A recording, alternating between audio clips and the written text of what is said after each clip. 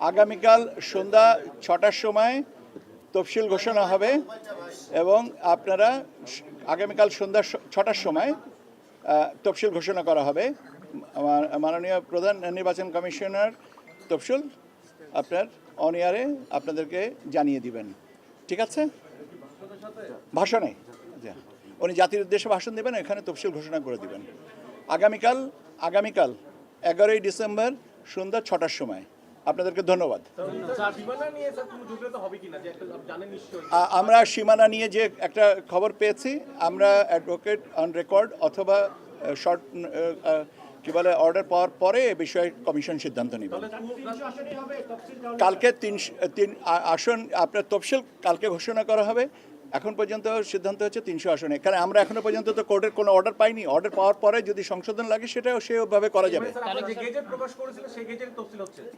হ্যাঁ,